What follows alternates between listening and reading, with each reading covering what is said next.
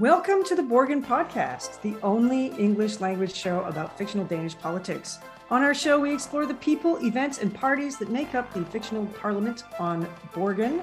I'm one of your hosts, Amy, coming at you from Istanbul, Turkey, and I am, as always, joined by my good friend and co-host, Chantal, who broadcasts from her beautiful room with a fabulous view in Toronto, Canada.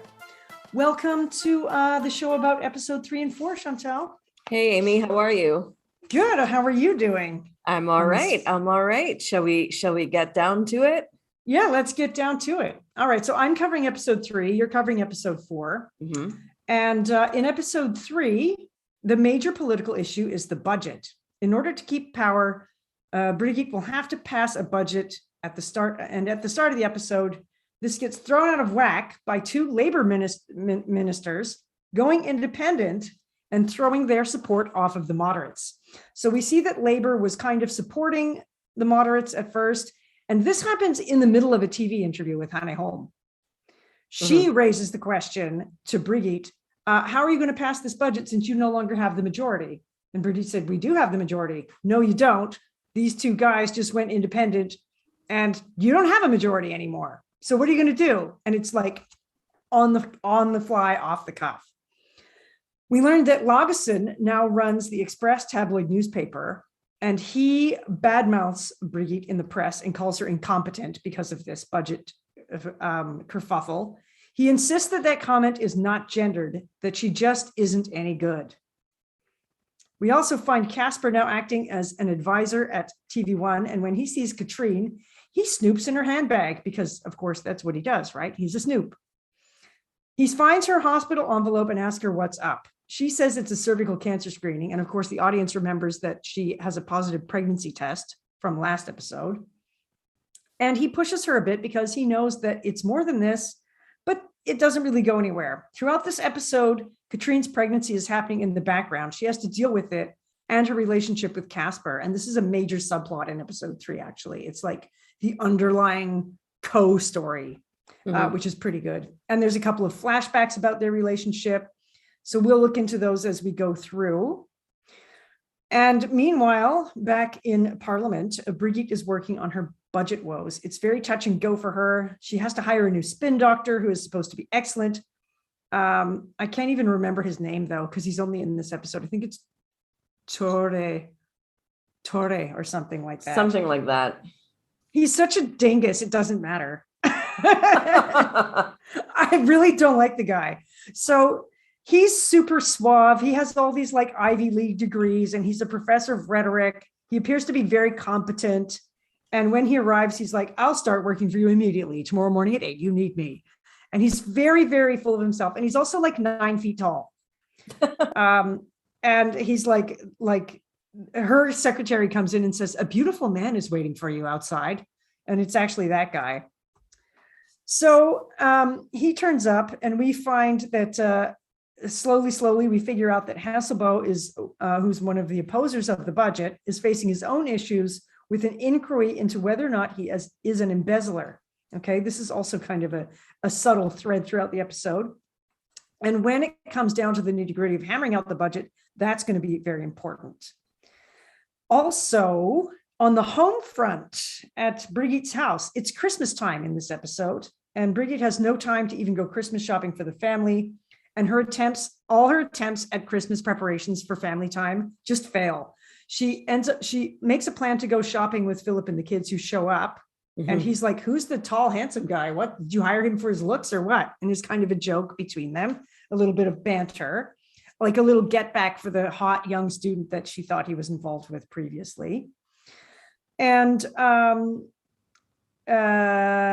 she has to cut that shopping trip short. She says she has an hour. She gets called back to go deal with these independents, and she has less than an hour. And Laura actually goes, "Oh, Mom, just go. It's okay." And like is kind of trying to be supportive. And Philip is griping a little bit. He starts griping in this episode about his responsibilities and how busy Brigitte is and all that kind of stuff. So there's increasing tension at home. So in this meeting she gets called back to, with the independents, one of the guys called Parlay is demanding a motorway be built to a remote area where his constituency is, and says that Brigitte thinks of non-Danes with more respect than she thinks of her own citizens. But of course, like, that's not true. We know that. Hesselbo hints in discussions with her that he has the neoconservatives in his pocket, and their leader, Yvonne, is at his beck and call. And Brigitte also meets with the two of them, with Hesselbo and Yvonne, because they're two opposition parties. They've been in a coalition for 6 years, we find out. So they kind of support each other all the time. Their policies are very similarly aligned. And when Hesselbo meets with Brigitte in this meeting with Yvonne, he calls her emotional when she wants to help others, like support child welfare in Afghanistan and other places in Africa and so on. And he calls her emotional when she uses terms like social responsibility, which is interesting because, of course, like, oh, being kind to others, that's emotional. It's emotional and weak and feminine, I guess. Mm-hmm. And would they say that to a man? Of course, they wouldn't say it to a man. Men would talk about military budgets. They wouldn't talk about social responsibility. So Hesselbo and Yvonne try to make Brigitte make some concessions. And of course, she refuses to accept that and be the PM who just stood in for labor. She stands up to Hesselbo and she's like, no, I'm not going to accept this. This is not our policy. This is not what we're doing. And when Hesselbo leaves, she turns to Bent and says, am I a complete idiot or what? And Bent says, well, if you are an idiot, you're the bravest idiot that I know. So she goes out on a limb. Like, she could lose her majority. She could be asked to resign. This is a really hanging in the balance kind of moment for her.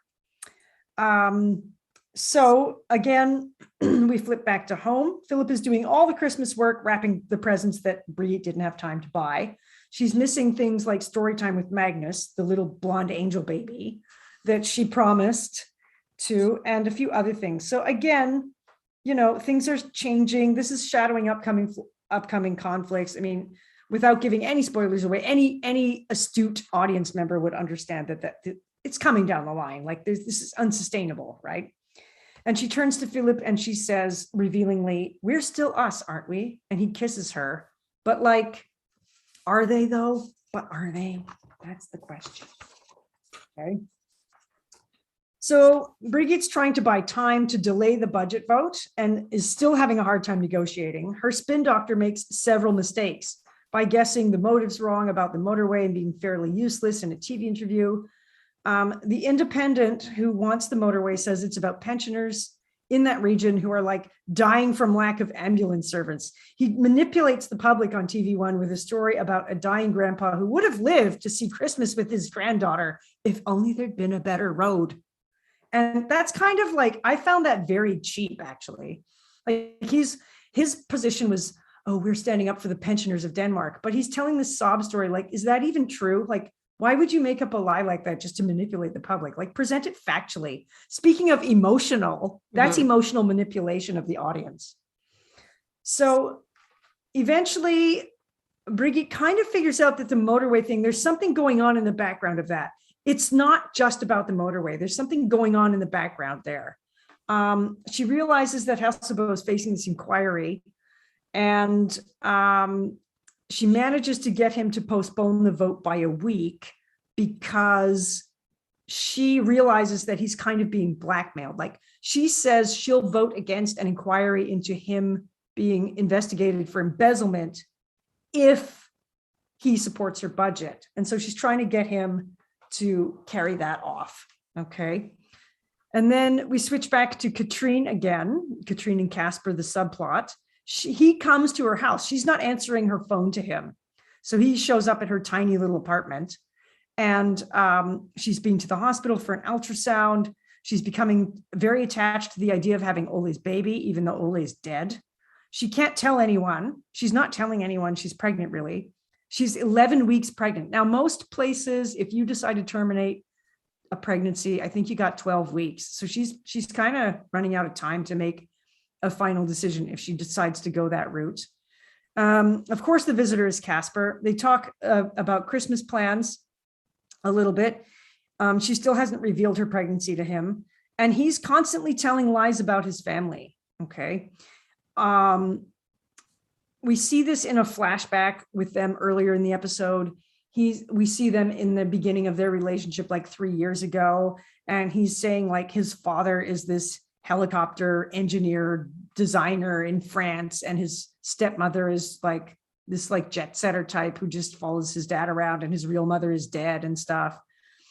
And it sounds very far-fetched even to me as an audience member. The first time I watched that episode, I was like, what is this? Who is this? Really? Like, what kind of jive story is this? It seemed phony even to me. So when they're talking about Christmas plans, he lies to her again and says he's going to go spend time with his uncle because his dad and his stepmom are in Bora Bora or something. And he invites Katrine to a hotel. Then she says she's going to her family and he's welcome to come if he's going to be alone. So he lies and says, no, I'm kidding. I'm not going to a hotel. I'm going to my uncle's. He's invited like 25 people.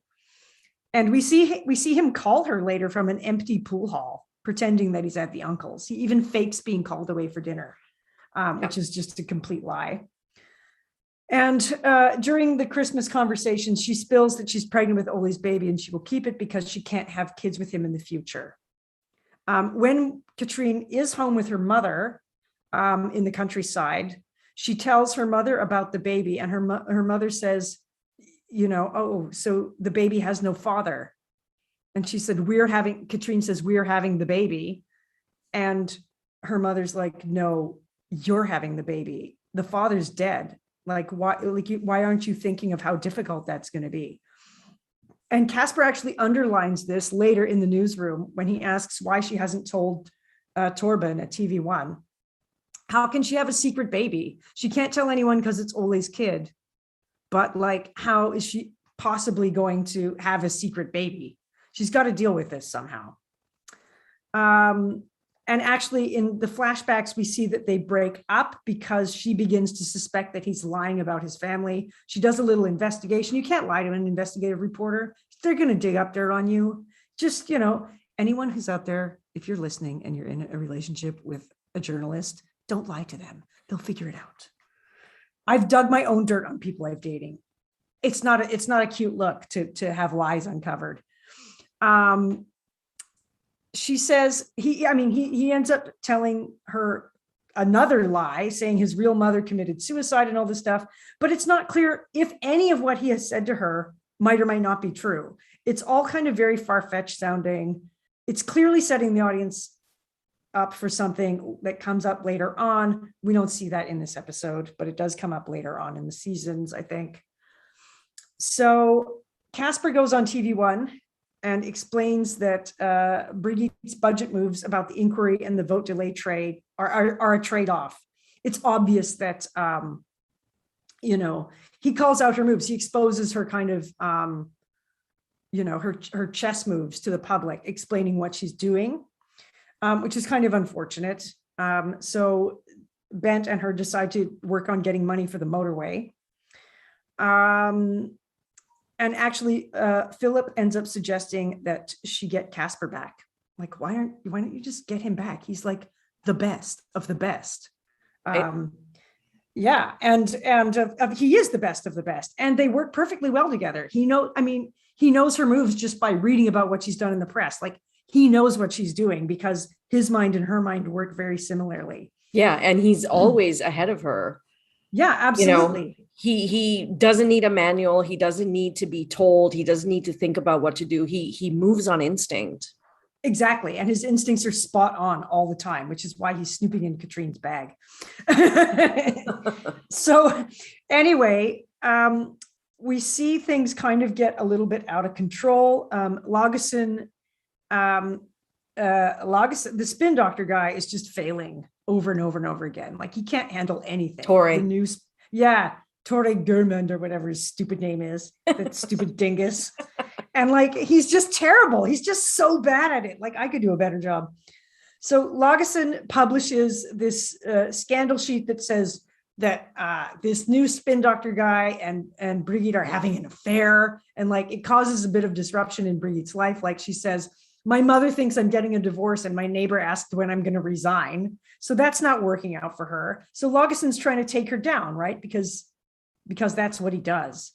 And he actually makes a call to TV1 saying, oh, come on, Brigitte Nyborg, come and debate me. And Bent says, no way can you do that. You're not at the same level as him. You're the prime minister and he's just an editor. He's not even a politician anymore. Do not do it. So the spin doctor guy says he'll do it. And he does. And he utterly fails. He turns this so bad by saying the dumbest stuff. He accuses Laugesen of running a tabloid. He says the Express, it deals with the lowest, panders to the lowest common denominator and all this. He's like, oh, you mean all of the people who don't read fancy foreign newspapers and have foreign university degrees? You mean the non-Danes? So this like nationalism kind of snobbery division gets in there. And because Laugesen is an experienced debater, and obviously he was a politician forever, he just flips this spin guy onto his back, like, hiya, karate chops him, like judo debates him right out, kicks his butt right out the door. It's a disaster, right? So basically, the spin doctor guy comes off as a snob and a political idiot. He blows his chance with Brigitte and gets his ass canned. I mean, the next time we see Bent, he's like, yeah, I got rid of that guy. and they make a joke about it. They're like, at the beginning, Bent is like, how are you going to handle adversity? Because you've always been on the winning team. And the guy's like, observation, consequence, and action, or I forget what he says. I got it written down somewhere, but I just hated the guy so much I stopped paying attention to his lines. And so in any case, it turns out that he can't handle adversity, and the adversity, in fact, comes from Bent himself, which I thought was pretty funny and ironic. I thought that was a bit of a comic relief. And then we see Katrine at the cemetery to visit Ole's grave, where she runs into his wife, who says, I know who you are. Get the hell out of here. And she's like, I don't want to see you around here. He's my husband. Do you understand? My husband. And so that freaks Katrine out. And she finally understands that having this baby is going to be extremely difficult. We see her making a phone call to the hospital, which turns out to be an appointment for an abortion. Bent gets the money for the motorway. He gets 6 billion kroner, I think. Yeah, 6 billion. Yeah, 6 billion. That's a lot of money. Oh my God. Casper gets hired back immediately. Casper figures out the motorway thing is just a push to get BN to resign, that someone is working with Parley, the independent, to try and push her out. And it's Laugesen, actually. Casper knows they had set up a deal before to save Parley from his own scandal about embezzlement, but now he's all alone with no one to support him. And they call his bluff. They figure out that he can't really do anything. They make a phone call to him. He's like, sorry, I just dropped something. They make a phone call to him and he's like, yeah, it's not just the motorway. I want money for pensioners, and I want this and I want that. And it's just nonsense. He's just delaying further because now he's out on a limb. He's got no party to support him. Nobody's supporting him. So if she doesn't give him what he wants, he can't do anything anyway. So Brigitte then, sorry about the cough. I just choked on my excitement. Brigitte calls Yvonne, the new conservative leader, the one that Hesselbo described as being in his pocket. He says to Brigitte at one point, oh yeah, Yvonne and I, we've worked together in coalition for 6 years. She's in my pocket. She's at my beck and call. She'll do whatever I want. And Brigitte deals with her at Merlinbad, the PM's summer house. It's this fancy mansion. She gets her in her snobbery, I think is how it gets put. So they're sitting there having tea like ladies, like, they're very ladylike in this scene. It's very lady, actually. Yeah. And she even says, oh, I should have got you to bring some of your delicious cookies and all of this. And like, because, women negotiate differently than men. Men wouldn't talk about cookies, but women know how to get women in like the feminine realm, and like, that's a feminine kind of thing. 1 second. I now have text messages going off. I forgot to silence things. Let me silence that. This is somebody who I never want to hear from. Let me just block that. Sorry about that. I thought I had this turned on. There. Okay. Taken care of. Sorry about that. And so, yes, Yvonne and her are doing this nice little negotiation, and the way they haggle back and forth. Brigitte uses the motorway money to get Yvonne to agree, even though she has to make some concessions to her about like military spending and juvenile delinquent stuff and other kind of favorite conservative, budgetary things like police, I think, as well. And Brigitte offers her the motorway money and gets Yvonne to agree. And then she says, okay, well, I have to check with Hesselbo. And she's like, do you though? He said, oh, so it's true what he said then. And Yvonne's like, what did he say? Oh, that, you're at his beck and call and you'll do whatever he wants. And Yvonne's like, excuse me? And she's like, oh, no, no, that's not, I'm not, no. And she gets all like kind of quietly huffy about that, which I loved. It's such an ace move on Brigitte's part. And it's using, it's that, like, speaking of emotion, the emotional and the feminine, it's like, well, sometimes women actually work together even when they're in opposition to each other, because they don't want to play the boys' game. Yep. And they don't want to be manipulated by the men in power around them. Like, why do they? Yep. Especially behind their backs. Yeah. And why are they the ones who get to make all the decisions and all that kind of stuff? It's ridiculous, right? And it's so presumptuous of Hesselbo to say that about anybody. Like, how insulting, whether it was a man or a woman. I mean, if the only, the leader of the Labour Party, Bjorn, right, the poor little weak Bjorn, who's not a very strong leader, he might be in somebody's pocket, but not Yvonne. She has her own ideas. She's a much tougher politician, actually. And that gets proven when she splits with Hesselbo. She decides not to support him. Yep. And that gives Brigitte the support she needs, and the budget passes. She stays in power, right? And we hear the news report going at the end with Hannah Holmes saying it was a victory for Nyborg because she stayed in power and managed to split the opposition, which is something that hadn't been done for a very, very long time. And it's something the moderate party always does. They work across the political center, which is really interesting, actually. And then she has to give a New Year's speech, which she forgot about, which of course Casper already has prepared for her, because like you said, he's always a step ahead. Yeah. And, she said, despite the crisis, Denmark is one of the 10 richest countries in the world, yet many wish to criticize or wish to, double development aid instead of taking better care of ourselves. But I believe we can be better than, we can be better, okay? We can better ourselves by taking care of others. She says, for every 1,000 children born in Denmark, 5 die. In Afghanistan, for example, over 200 die. This inequity leads to despair, and despair breeds war and terror. So, and then political security agreements are useless. They don't work because people are worried about survival. They're not worried about what, agreements they might have with others. And she said the most important argument is that 200 dead children are 200 too many, and everyone should be allowed to see their children grow up. I believe the meaning of life is to pass it on, right? And we see this scene, her giving her speech, flipping back and forth with Katrine in the hospital, going under anesthesia for her abortion procedure. And then we see Casper call her in the hospital while she's recovering. And he says, oh, I hid some secret messages in the speech for you. Did you hear it? About, babies and like, having a chance and like, children going through life and all this. And she's like, she starts to cry and says, I just had an abortion. And he actually says, oh, I'm sorry. And he appears genuinely sorry. And like that scene actually upset me. It was very emotional for some reason. It was very sad. And I felt for her, and she must have been so alone at that moment, like she's lost the man she loved that said he was going to leave his wife for her. She's lost his baby. She hasn't lost him just because he went back to his wife. He's like gone. So there's no chance for her to have anything to do with this man again. And what she left with, Casper, that's the booby prize. She already broke up with him.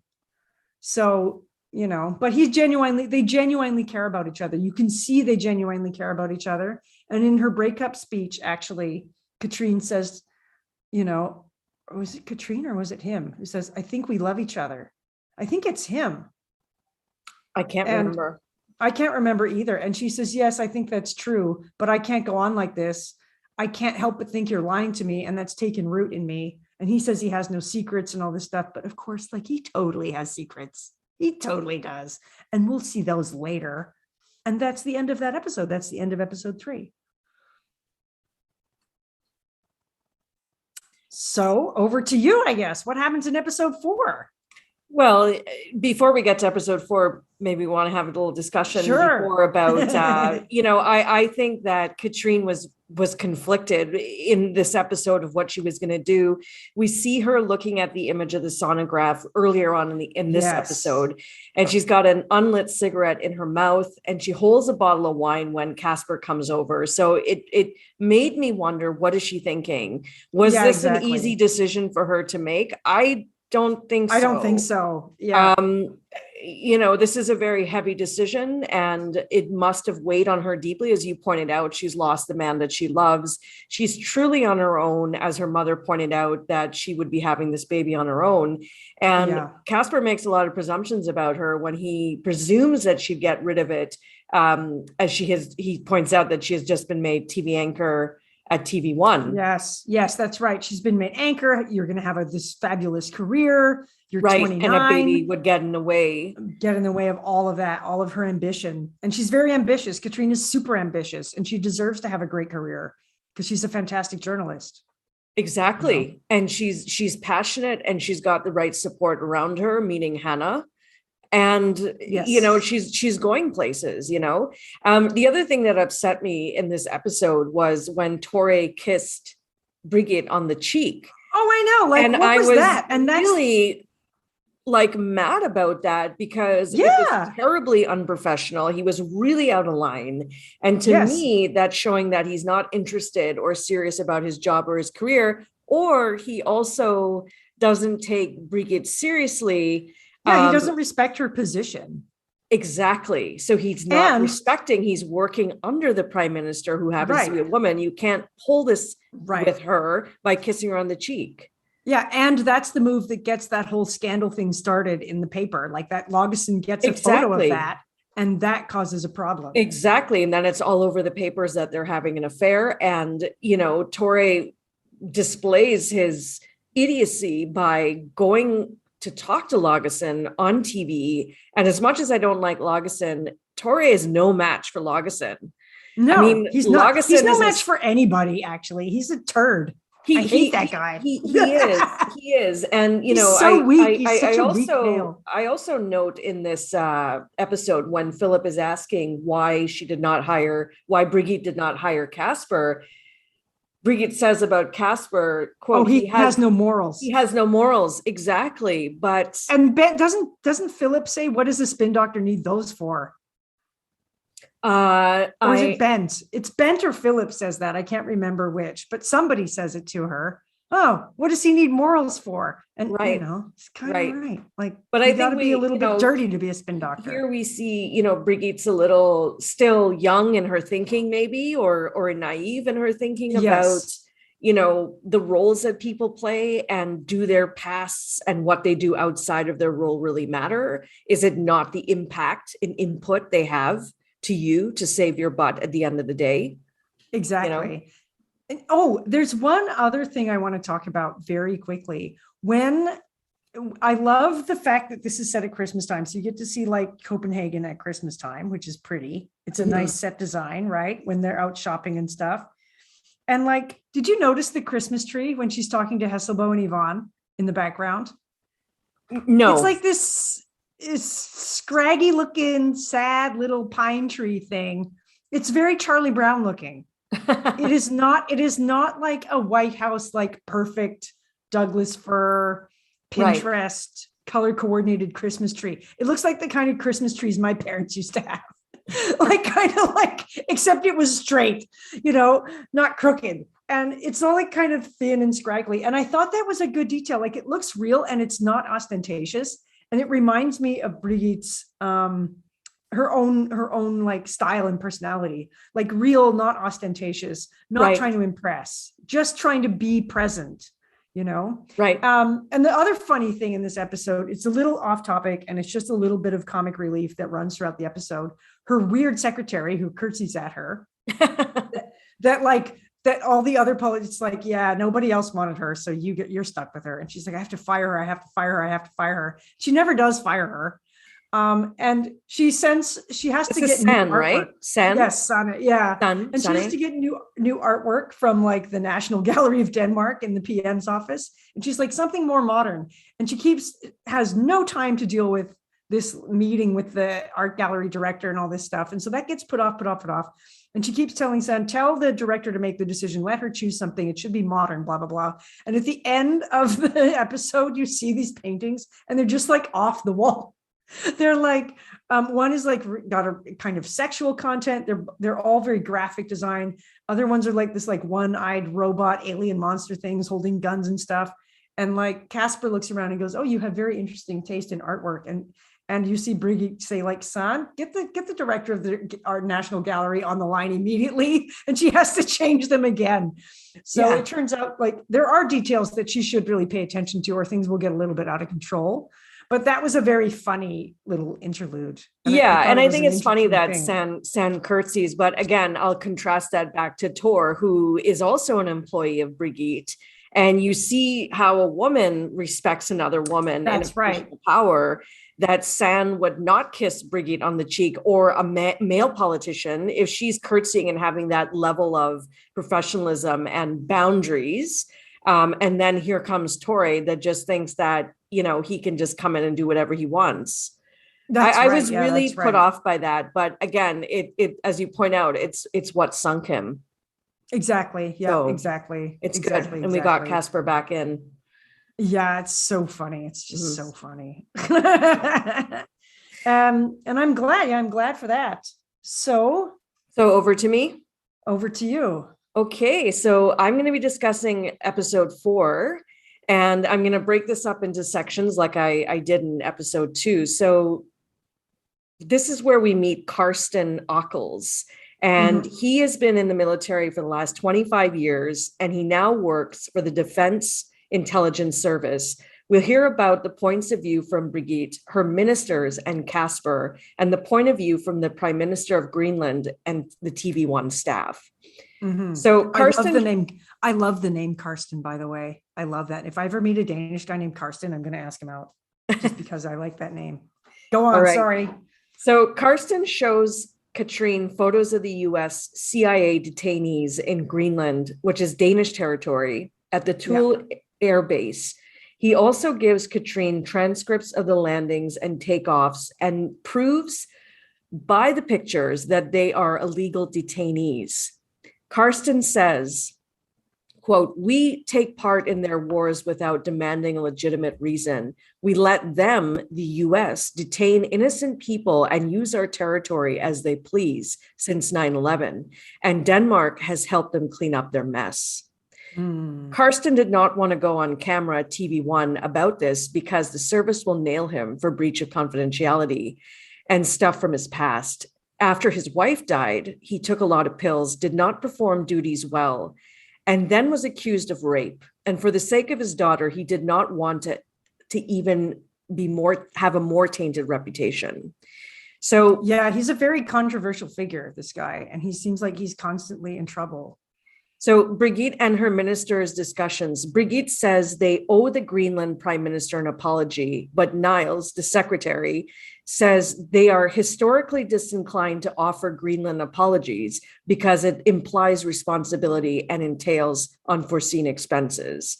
Brigitte asks Hoxhaven if they are allowing the Americans to land CIA detainees in Greenland. Hoxhaven says the deal with the Americans is that they, the Danish, don't ask about the planes that land. The Minister of Defense, Hans Christensen, says he sees no reason to jeopardize the relation to the US. And Brigitte asks, well, what about jeopardizing Greenland and their good relations? Hans Christensen then goes on TV1 to say that, quote, Denmark and the US have enjoyed close relations for many years, and why on earth should the US wish to violate Danish territorial laws? Brigitte and Bjorn, Minister of Foreign Affairs, attend the Foreign Policy Committee meeting because they want an explanation as to what's going on. She says, quote, doubts have been raised as to whether the detainees are illegal. Bjorn goes, but is not assertive or aggressive enough. Brigitte is not impressed with him or his abilities and tells him that she will handle the Foreign Policy Committee herself. The Prime Minister of Greenland is in town, and Brigitte says she'll meet him for 15 minutes and, quote, no money, no apology, but we regret the incident at the Thule Air Base.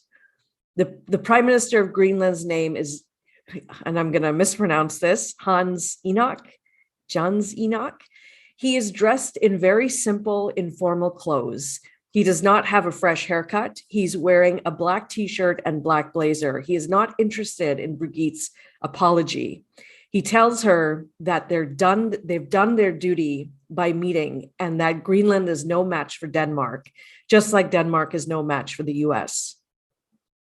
Over at TV1, Karsten realizes the power of the media and believes in the abilities of Katrine as a journalist, which is why he gave her the photos of the Thule Air Base and the transcripts of the plane's landings and takeoffs in the first place.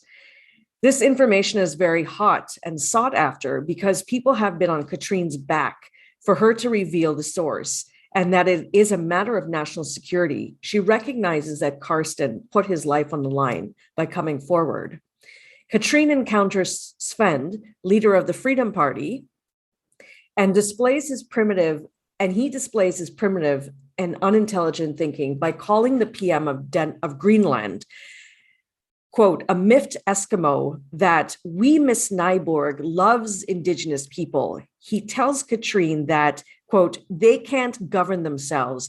They're young or uneducated. Their corporate sector is based on a mix of corruption and Stalinism.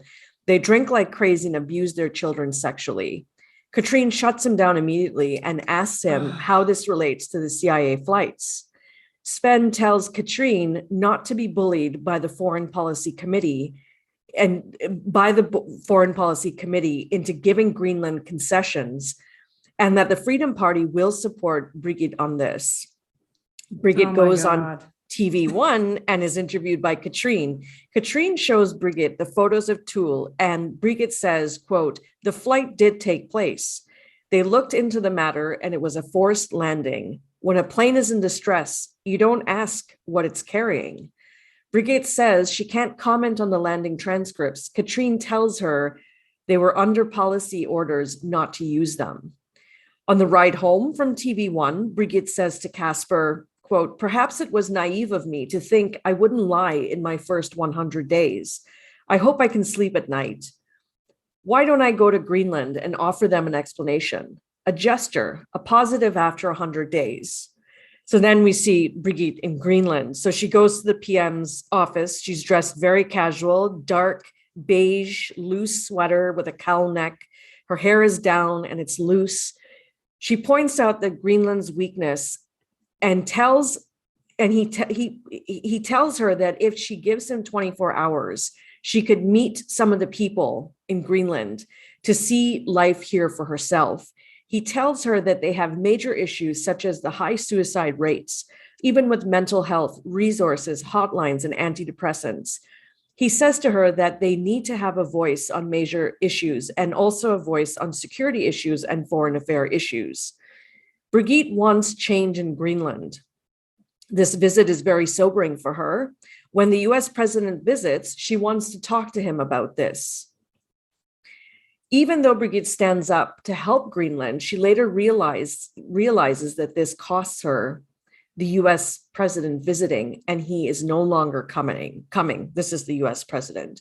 And later, when Brigitte goes home, she describes the Greenland visit to Philip, quote, it's magnificent, depressing, ugly. It is the most beautiful place I've seen rolled into one. I'm not sure we did Greenland a favor by discovering it.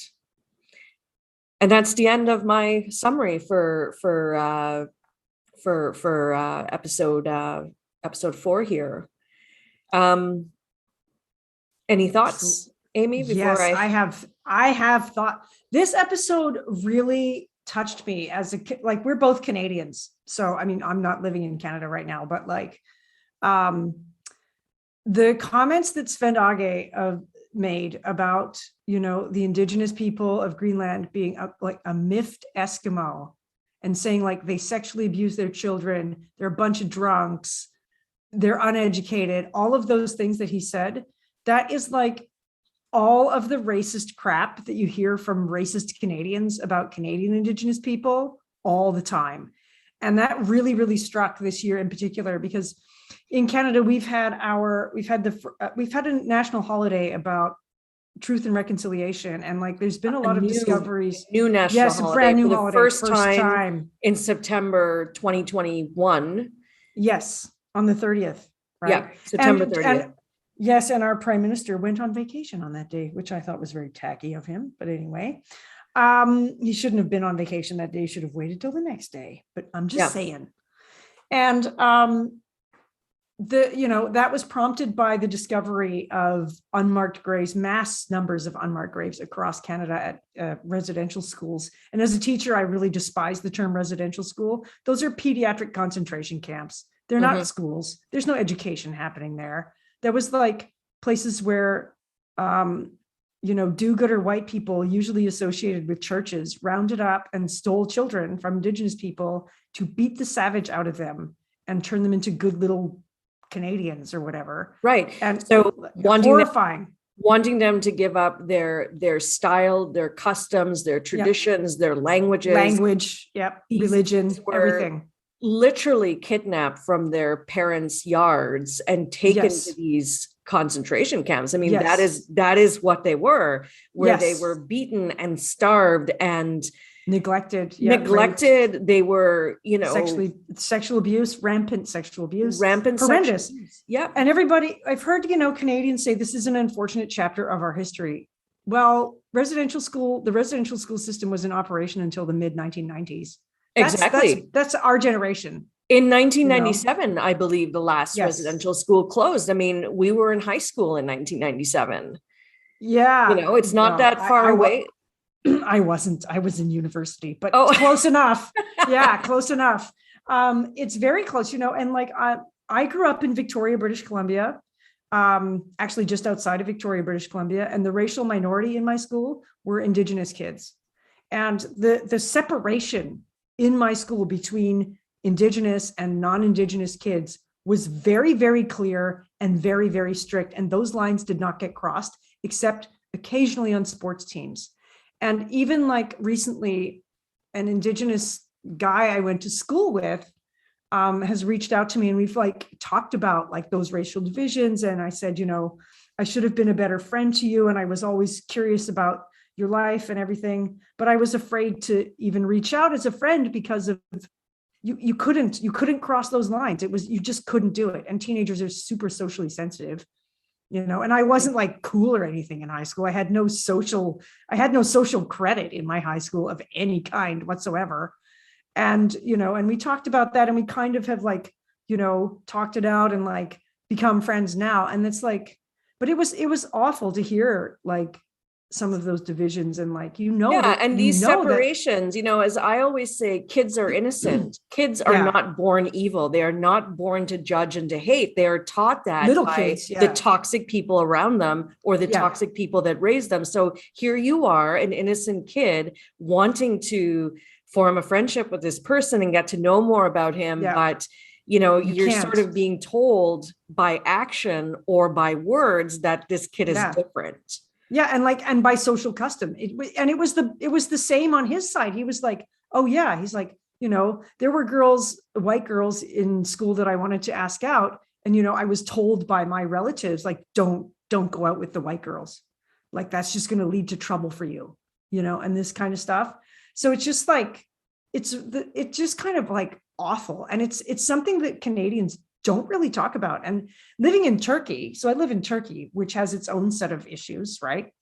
And I'm a high school teacher here, and a lot of my students want to go abroad to study to Europe or to North America.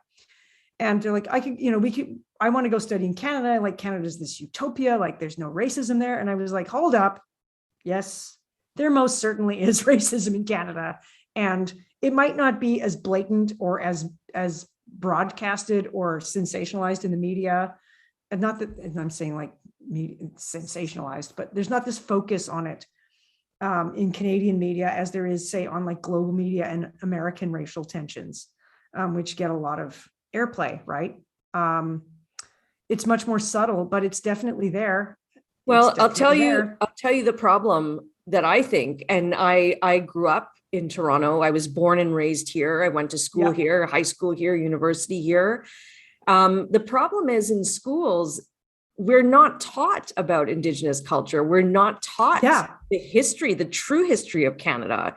And this year was absolutely horrifying. I don't think anyone with a beating heart could have watched the news this year and not shed a tear for the stories that came up on the news days and weeks and months in succession about uncovering unmarked graves. And you know, it is unbelievable. This is why I'm repeating it again, for people to comprehend that this is Canada. And in province to province, you're from BC, but there were unmarked graves in Manitoba, in Ontario, in Saskatchewan. So, you know, pretty much that covers half of the provinces in Canada, and easily, probably all of them. Let's face it, it's all of them. It's mind-boggling. And any doubt people had that this existed in Canada, definitely what had come out and been solidified for these people. Yeah. And it's just, as a Canadian, I am so ashamed of this. And me too. My heart breaks, you know, and it's just something that remained locked and a secret. Had you taught Indigenous culture, even today, they don't want Indigenous culture sort of being included in curriculum. Yeah, exactly. There's a fight against it. So that residual racism is still there, this whitewashing of Canada. And I think it's important that people know that that's not what Canada is. Canada belonged to Indigenous people. And it's only in certain circles do I see, you know, people make landmark acknowledgements that we are settlers here. Exactly. You know? Yeah, exactly. It's very upsetting. I know that in the Toronto District School Board now, when they do the national anthem and announcements in the morning, every day there's recognition of the fact that the school board exists on Indigenous land. There's like a recognition statement made every day now. But that's very recent. That's very recent. And like, I knew about residential schools in the 90s. Like I knew about them. I read about them. You know, there were some Indigenous centered TV shows on CBC that focused a little bit on those issues. Sometimes, like North of 60 was a famous one. And there were a few other places where I've heard about it. And I've read Thomas King's book, An Inconvenient Indian. If anyone's interested in Indigenous history in Canada, read that book, An Inconvenient Indian by Thomas King. He's a great writer. He's also a fiction writer. He writes great stuff. And it's something that really needs to be addressed and talked about more. And it is a very shameful chapter in our culture. And it's something that we don't talk about enough. It's a very shameful chapter. But in terms of Canadian politics, this was the year that Canada sworn in an Indigenous Governor General. That's right. Yeah. Mary May Simon, who actually, funnily enough, was a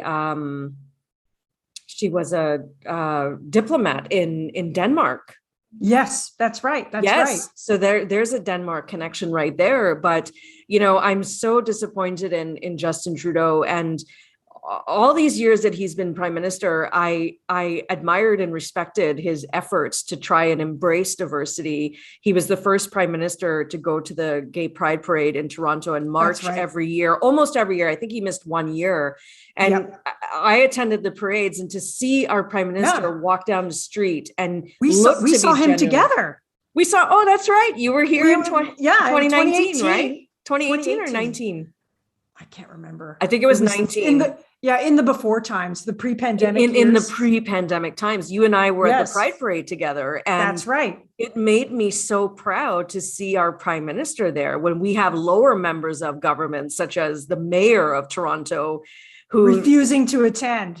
Refusing. And Pride celebrations here go for the whole month. So it's absolute crap. So when we hear Trudeau, going to all these things and we think that he's genuine, he decided to go on vacation on Truth and Reconciliation Day. And that did not go well with my mom was pissed. My mom was like, that privileged rich white boy, he's so out of touch. He has no idea what real people it was horrible. You should have heard her. She was so mad. It's horrible. It's horrible. And it's embarrassing. I will draw from the show The Crown, which I absolutely adore. The Crown on Netflix, which had Claire Foy as the queen, and then Olivia Colman as the queen. We see in the queen's life, she's not owned by anybody. She is owned by the country and by God. And I will say, in the role of the PM, your first passion has to be the people. Yes, and absolutely. That means 100% on call when you have, someone on the news here had pointed out, Trudeau would not miss Remembrance Day. That's right. Why did he miss? Especially this has been such a tough year in Canada. This is the first time this holiday, well, not holiday, it's a sort of Memorial Day. Yeah. Memorial Day. And he just goes. So that did not make me happy at all. But to bring Tofino. Tofino, BC. Of all places, Which, Amy, you could probably describe what that is. Beach town, am I right? It is one of the most beautiful places on the planet. Yeah, it's Pacific Northwest, beautiful rainforests. Rich people go there to hang out. Also, my cousins live up there. So I was up there all the time. But yeah, it's very beautiful. There are tremendous places to visit there. But like Truth and Reconciliation Day is not the day to go if you are PM. Go on the next day or the day after. And I read a news article that said Justin Trudeau had not had a holiday since he started on the campaign trail, because he just won an election 3 weeks before that. Since he started on the campaign trail in August. And I'm like, he had to work for 7 weeks without a vacation. Oh, boo-hoo.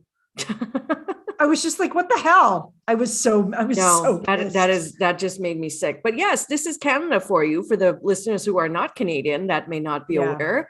It is not milk and honey here. And there is generations of racism and problems that finally are being brought to the forefront. But anyways, we should probably wrap this episode up. I will bring it back to Borgen by saying, I think that unlike male politicians, many male politicians, and we will say in the show, Brigitte shows a kind of sensitive side in which she takes the time, an extra mile for the marginalized people and communities. And it shows that she's not selfish, and she puts in a really strong effort to listen and support. Now, I think she became so enlightened after this. Yeah. Had she just gone to meet the PM of Denmark in his office and flew out that afternoon, she would not have had such a rich appreciation for what it would have been lip service like everybody else, Exactly. But here she displays like true heart, integrity, morals. And again, I had talked in the last bonus episode about Brigitte and why we like her so much. And this is a prime example. She's not selfish. She makes the time. Don't you think she'd want to be at home or on vacation in Tofino? But no, she's gone to try and truly understand what's going on. And I really admire that about her. So Amy, in closing, is there anything else you want to say? No, I think we're good to go. I think that wraps up this episode. Episode. Well, we'd like to thank our listeners for joining us on this episode. You can check us out on our website, theborgenpodcast.com, where our shows are archived. You can learn more information about us and check us out on all social media platforms. We are there, and we'd like to thank our good friend, Garth Jensen, for providing our intro and outro music. Thank you very much, Garth. We love you. All right. Over and out.